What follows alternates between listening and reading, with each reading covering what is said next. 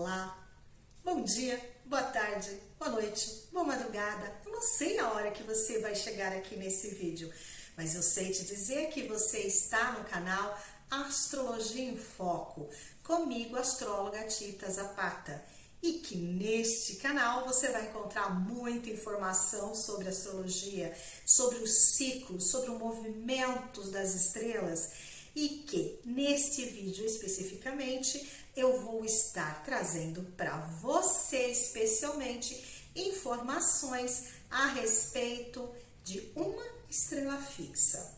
É pouco conhecida, pouco divulgada, mas ela vai estar aí aparecendo em vários canais de astrologia. Por quê? Porque Júpiter, o Urano, estão prestes a entrar em conjunção com quem? Com Caput-Algol. Sim, Algol. Essa estrela fixa, ela é considerada, já de tempos imemoriais, como uma estrela de mau augúrio. Vamos lembrar que lá na antiguidade, o firmamento, o universo, para eles era fixo. Como essas estrelas se movimentam muito lentamente, consideravam que elas estavam ali, paradas no mesmo local. Mas eles percebiam que algumas destas estrelas tinham um certo deslocamento que não era considerado por eles algo normal. E outro aspecto é que a estrela Caput-Algol, ela é uma estrela binária, ali da constelação de Perseu. Portanto, esta estrela binária, ela durante 8 horas, no ciclo de, se não me engano, são 62 horas, ela pisca durante 8 horas seguidas. Então, ela é como incandescente, ela fica piscando, ela se ilumina para depois ela se apagar. Bom, enfim, lá na antiguidade, os observadores do céu, eles percebiam que quando essa estrela se aproximava, principalmente de Marte e Saturno, que eram os planetas visíveis a olho nu, situações de tragédia podiam acontecer. Por outro lado, se essa estrela se aproximasse de Vênus ou de Júpiter, se houvesse, por exemplo, uma guerra, poderia ter uma chance daquele grupo, daquele rei, daquele povo vencer a guerra. Então, existiam algumas situações em que ela vinha para auxiliar. Só que a maior parte do movimento dessa estrela, né, que eles enxergavam, aquela piscar de luz ou aquele movimento errático dela, muito, muito suave, mas de qualquer forma para um universo que estaria ali preso, né, fora do comum. Para eles, essa estrela ela era maligna. Por que será que Caput-Algol, também conhecida como o olho da medusa ou a cabeça da medusa, tem essa fama exatamente? Vamos entender que além disso que já foi colocado aqui para vocês, nós também podemos trazer aqui um pouquinho de como ela era conhecida na antiguidade. Vamos entender um pouquinho de mitologia, vamos saber o que tudo isso pode significar. Bom, Algol, em árabe, representa a estrela da cabeça do demônio. Ou então, a fábrica de males. Já os hebreus a chamavam de, desculpa a minha pronúncia, tá? Eu vou pronunciar como se lê. Rosh Hashitam, a cabeça de Satanás. E a associavam também a Lilith. A descrevem como uma energia de vampirismo noturno. Percebam que só situações tensas e difíceis. Nós também temos aqui os chineses, que a chamavam de Teit Ela. Significa aqui, representa amontoado de cadáveres. Que vão ao alto, que sobem ao alto. Já os egípcios, claro, os antigos egípcios, a identificavam como Ku, o corpo do morto que sobe ao infinito. Podemos perceber, portanto, que Caput-Algol era considerada de muito mau augúrio na antiguidade. Digamos que até hoje ela continua assim, só que hoje nós entendemos um pouco melhor todo esse movimento, todas as situações que podem surgir com os ciclos, né, astrológicos. Como eu falei para vocês, ela é uma estrela que é binária, eclipsante lá da constelação de Perseu, elas são binárias, né? E ela foi a primeira a ser descoberta. É uma estrela extremamente brilhante, por isso os antigos astrólogos, observadores do céu se fixavam muito nela. Já no mundo mais ocidental, que tem aqui esse trabalho com a mitologia, tanto grega quanto romana, ela é conhecida como a cabeça da Medusa ou o olho da Medusa. Ela tem uma associação com Perseu, por isso que ela leva esse nome, o olho que brilha, uma estrela binária, que cintila, brilha, e que está na constelação de Perseu, que Perseu foi o ser mitológico que corta a cabeça da Medusa. Tudo tem sempre alguma explicação de por que os nomes, de por que essas estrelas elas vão representando ou situações muito malignas, maléficas, ou outras positivas. Existem as estrelas fixas que são muito positivas também. Bom, vamos lá entender um pouquinho da história da Medusa. A Medusa era uma jovem, ela entrou para servir como sacerdotisa no templo de Atena, ainda muito novinha, muito pequena. Ela se criou dentro desse templo, ela se tornou uma moça muito bonita, muito interessante, mas sacerdotisa. E as sacerdotisas de Atena viviam no templo e elas tinham que se manter castas, puras, portanto virgens. Parece que Poseidon ou Netuno, independente, né, mitologia romana ou grega, é o mesmo arquétipo. Ele, o rei dos mares, frequentando ali o templo de Atena, se interessa, se sente atraído pela Medusa e ele a violenta. Então ela é violentada, perde a sua castidade, a sua pureza, e Atena, quando é ciente desta situação, sente que o seu templo foi conspurcado, foi sujo, foi maculado. E ela faz o quê? Ela expulsa a Medusa. A vítima é expulsa. E ela, ainda por cima, além de expulsar Medusa do templo, a transforma nesse monstro com muitas cabeças, seus cabelos se tornam cabeças de serpentes. E ela passa a ter o poder de matar com o olhar. Como ela mata? Transformando tudo que ela olha em pedra, petrificando aquilo que ela dirige o seu olhar. É interessante porque essa Medusa, ela é abusada, ela passa por uma situação de constrangimento, ela recebe acusação por esse ato de violência, é expulsa e transformada num monstro.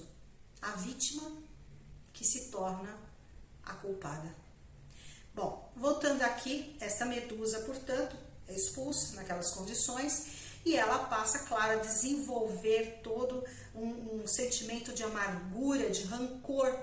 Por quê? Porque foi tirado dela tudo que ela possuía. Aquilo que ela colocava o seu olhar se transformaria em algo pedregoso, duro, pedra.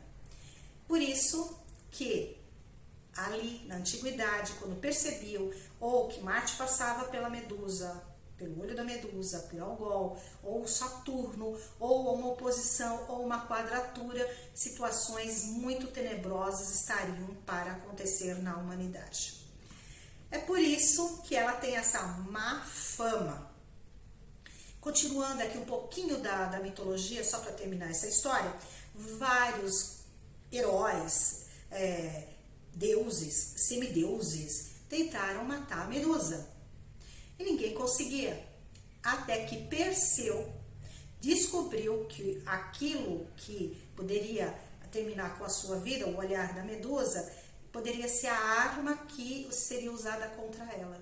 Em alguns contos mitológicos se diz que Perseu, percebendo isto, ele passa a usar uma armadura que reflete a luz e usou também ali um escudo. E que quando a Medusa olhou para ele, ele fixou esse escudo, a sua própria armadura, para refletir o olhar sobre a Medusa e cortar a cabeça com a espada. Outros dizem que foi a própria espada que ele colocou na frente, que refletiu a luz para a Medusa e aí ele consegue cortar o pescoço dela. Enfim, o que interessa saber é que Perseu é aquele que elimina a Medusa. pega a sua cabeça, porque o interesse dele era usar a cabeça da Medusa para ir a outras guerras. E ele leva a cabeça da Medusa como uma arma nas guerras que ele vai ali participar. Bom, entendido isso, essa parte mais de mitologia que traz aqui uma explanação, uma compreensão dos mitos e por que essa estrela leva esse nome, nós podemos dizer aqui então que ela tem um caráter funesto, trágico, pois todos esses ciclos mais difíceis que se conectam a ela apresentam tragédias para a humanidade. Então, o que? Cataclismas, caos, destruição. Portanto, quando é analisado esse movimento das outras estrelas nefastas, Marte, Saturno, na atualidade Urano, Plutão, a essa estrela fixa, Caput-Algol, situações de caos, de destruição, a nível global ocorreu. A energia que é vista nesses ciclos, principalmente do encontro com essas 4 energias mais complicadas, Marte, Saturno, Urano e Plutão, já falamos agora da atualidade, elas podem ser vistas como energia de vingança, de tragédias, de desastres, crimes, assassinatos, estupros, incêndios, perdas pessoais e perdas materiais. Mas vamos lembrar também que quando Júpiter ou Vênus se conectam com Caput-Algol, vamos adicionar aí Mercúrio em alguns casos e Netuno também em alguns casos. O que isto traz? Traz algumas situações mais favoráveis, por isso ela é conhecida por sua dualidade. O aspecto negativo, tenso e maligno, ele aparece com mais intensidade, é claro. Mas nós podemos perceber no lado positivo uma energia de iniciativa, de ousadia, de valentia, de falta de medo. O medo é como se não existisse. Também aqueles que se arriscam em esportes de muita adrenalina, esportes que vão ao extremo, que enfrentam qualquer risco para fazer aquilo que se for designado a essas pessoas. Por exemplo, se no nascimento alguém tem algo com Júpiter de modo positivo, é uma pessoa que vai fazer o que for necessário. Por exemplo, numa guerra, é aquele que entra na batalha para salvar os seus companheiros. É aquele que se arrisca para poder vencer a batalha. Esse é o lado, digamos, positivo da conexão de Júpiter, de Vênus com o Caput-Algol. Por que eu digo que Mercúrio é mais ou menos? Pode ser como não. Porque Mercúrio tem um problema, ele é muito volátil e ele também gosta de falar muito. Então ele pode trazer o quê? Ele pode trazer aquela sensação de fofoca, de diz que me diz, de fake news, de espalhar notícias que não são verdadeiras. Ele pode se agregar mais ao aspecto mais tenso de Caput-Algol. E Netuno, por quê? Porque Netuno, ele traz aqui uma sensação de completude, de diversas oportunidades, de diversos movimentos fora daquilo que é concreto, daquilo que é real, dimensões, a alta espiritualidade, idealizações, mas também pode representar o álcool, a droga, a alteração de consciência, a perda do cognitivo. Por isso que é considerado positivo, mas ainda corre um risco de cair para o lado mais de sombra do encontro com o Caput-Algol. Assim, a nível global, quando o Caput-Algol recebe a presença de um considerado positivo, as situações têm uma força, uma intensidade de batalha, mas de solução. Agora, quando é encontro com um considerado negativo, é quase certeza que vai ser uma luta para não incorrer aí numa grande tragédia. E o que estará acontecendo nos céus neste ano de 2024 em relação a Caput-Algol? Temos primeiro a conjunção de Júpiter a Caput-Algol, que acontece, deixa eu ver aqui a data, exatamente no dia 11 de maio. Mas lembre-se, todo o aspecto, ele tem um período em que ele começa a se aproximar da conjunção exata, depois outro período em que ele se afasta dessa conjunção exata. Ela acontece de forma exata lá para o dia 11 e vai estar acontecendo esta conjunção separativa até mais ou menos o final de maio. Por quê? Porque Júpiter vai entrar 0 graus de Gêmeos no dia 25 de maio. E 26 de Touro até 0 de Júpiter, são 4, 5 graus aqui. Ainda existe a conjunção. Lembrando que normalmente a conexão de Júpiter com Algol indica que mesmo que aconteça uma tragédia, mesmo que esteja ocorrendo uma guerra, uma situação muito difícil, é possível, digamos assim, ter força, ter coragem, ter luta para vencer esse grande obstáculo. Mas vamos encontrar uma outra conexão com Caput Algol ainda neste ano de 2024. E aí sim, ela vem com muito mais dificuldade, com muito mais intensidade. Isso vai acontecer quando o Urano estiver conjunto a Caput Algol. O Urano, ele é muito lento. E essa conjunção, de forma mais exata, acontece entre o dia 18 e 19 de julho. Mas, no dia 1º de setembro, agora de 24, Urano vai fazer o quê? Retrogradar, andar para trás. Ele retrograda até o dia 30 de janeiro de 2025. Significa que ele vai fazer a sua segunda conjunção, só que agora retrogradando com Caput Algol, que acontece no dia 15 de outubro. Lembrando que, por ser muito lento esse processo de conjunção, separação, vai estar muito presente. Não é porque naquele dia acontece a conjunção exata que a energia vai ser, ou tudo que tiver que acontecer vai ser naquele dia, não. Nós já estamos vivendo isso, porque Urano agora, quando eu estou gravando para vocês, no dia 8 de maio, ele já está se aproximando dessa conjunção, ele está a 3 graus de Caput Algol, ele está a 23 graus de Touro. E claro que todo esse movimento ele vai estar sendo vivenciado até 2025, mas lembrando que ele chega na retrogradação a 19 graus. Quando em 2025 ele voltar no seu movimento direto, ele vai passar pela 3ª vez por Caput Algol. Só que esse tema nós vamos ver em outros vídeos, certo? Só queria trazer aqui uma ilustração para vocês já situarem o que é que nós estamos vivendo neste momento. Não só no Brasil, como no mundo. Nós estamos aí passando por catástrofes climáticas extremamente intensas. Veja, aquela inundação no Catar, aquela coisa fora do padrão, fora do normal. Essa inundação horrorosa que está acontecendo no Rio Grande do Sul. Excesso de águas na China. A China também está tendo que evacuar muitos milhões de cidadãos chineses. Por quê? Por causa das chuvas. E se nós olharmos para o planeta, vamos perceber que estamos sim vivenciando situações muito complicadas, catástrofes naturais. Fora a possibilidade de terremotos, estamos tendo aí tremores, mas pode ser que venha um terremoto um pouco mais intenso.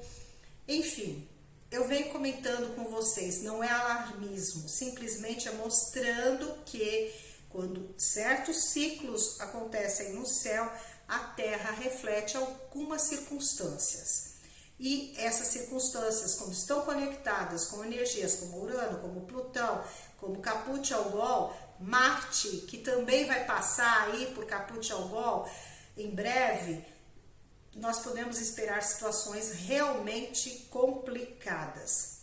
Lembrando que Marte, por ser muito rápido, ele passa em conjunção por Caput Algol a cada 2 anos.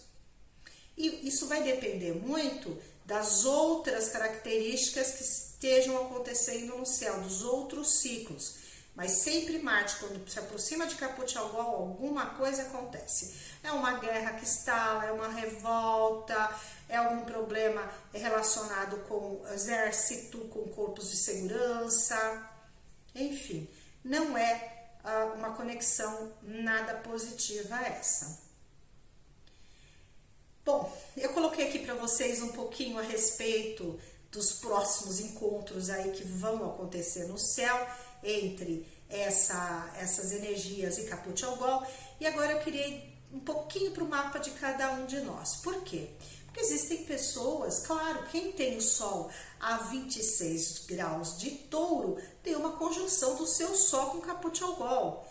E é uma conexão um tanto quanto complicada para esse taurino. Quem tem o Sol a 26 graus de Escorpião tem uma oposição com Caput Algol, outro aspecto tenso. Por exemplo, quem tem também o Sol, a Lua, eu falo do Sol, mas podemos falar de outros planetas pessoais.